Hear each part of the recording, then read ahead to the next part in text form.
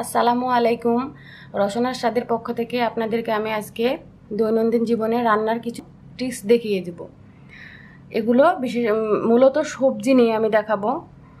আমরা প্রায় প্রতিদিনই আমাদের খাদ্য তালিকায় শসা, লেবু, টমেটো, ধনিয়া পাতা যে কোনো খাবারে ব্যবহার করে থাকি।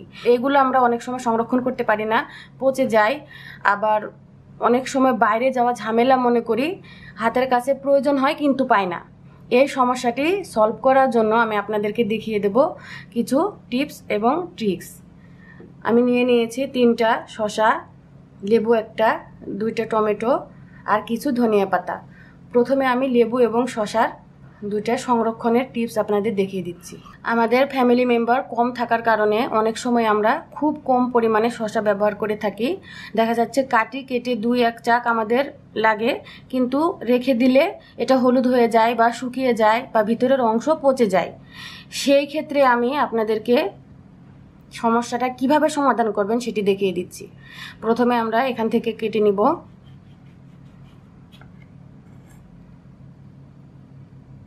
এখন আমার যদি 2 টুকরা দরকার হয় তাহলে আমি এভাবে কেটে নিলাম।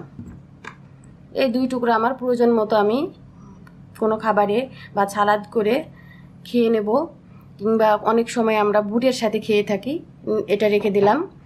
এখন সমস্যা হচ্ছে এই অংশটা রেখে দিলে হলুদ হয়ে যায়, ভিতরের বিচি পচে যায়, অল্প সময়ের মধ্যে পচে যায়। ফ্রিজে রাখলেও অনেক সময় পচে যায়। সেজন্য আমি এভাবে করে প্রথম যে অংশটা কেটেছি, এটা অবশ্যই একটু বড় করে কাটতে হবে। দেখেন মনে হচ্ছে আস্ত শসা হয়ে গেল। এভাবে করে কেটে এর সাথে আমি লাগিয়ে দিয়ে একটি কাঠি যদি দিয়ে রাখি তাহলে এটা আর ফুলবে না, নষ্ট হবে না।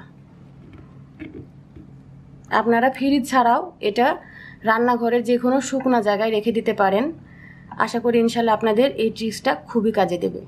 লেবুর ক্ষেত্রেও ঠিক একই ধরনের ট্রিক্স আমি আপনাদের দেখিয়ে দিচ্ছি, এটা অবশ্যই কাজে লাগবে। এই গরমের মধ্যে আমরা ঠান্ডা শরবত খাই, সেক্ষেত্রে আমাদের 1 গ্লাস শরবত যদি করতে চাই 1 টুকরা বা 2 গ্লাস করলে 2 টুকরা লাগে, কিন্তু লেবুটা পুরোটা কাটলে নষ্ট হওয়ার সম্ভাবনা থেকে যায়। যে কোনো সময় বিরিয়ানি বা যে কোনো খাবারের সাথে বুটের সাথে যদি আমরা সার্ভ করতে চাই তখন আমাদের খুব কম পরিমাণে লেবু থাকে। সেই ক্ষেত্রে আপনি কি করবেন আমি দেখিয়ে দিচ্ছি। এটাও ঠিক একই ধরনের, এভাবে আমি কেটে নিব। আমাদের যেহেতু দরকার খুবই কম, একটা ছোট চাক কেটে নিয়েছি। 1 ফলা দরকার লাগে অনেক সময়। এটা আমি আমার কাজে ইউজ করব বা খাবারে ব্যবহার করব। আর যে অংশটি থাকলো সেটা আমি এর সাথে লাগিয়ে দিয়ে ঠিক একই রকমভাবে আমি এই কাঠি দিয়ে এটাকে আটকে রেখে দেব।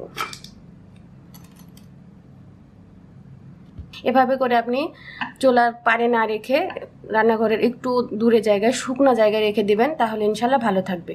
আশা করি এই টিপস 2টা আপনাদের খুবই কাজে লাগবে। যদি আপনাদের কাছে ভালো লেগে থাকে তাহলে প্লিজ আমার চ্যানেলটি সাবস্ক্রাইব করবেন নতুন কোনো অসাধারণ টিপস পাওয়ার জন্য। আমি বলে দিচ্ছি, এই কাঠিগুলো আমি বাজার থেকে কিনে এনেছি। টুথপিক হিসেবে বিক্রি হয়, আপনারা বড় সুপার শপে খোঁজ করলে পেয়ে যাবেন। দেখানো হয়ে গেল সবজির কিছু গুরুত্বপূর্ণ টিপস। আপনারা দেখে নিয়েছেন, আপনাদের দৈনন্দিন জীবনে অবশ্যই কাজে লাগাবেন।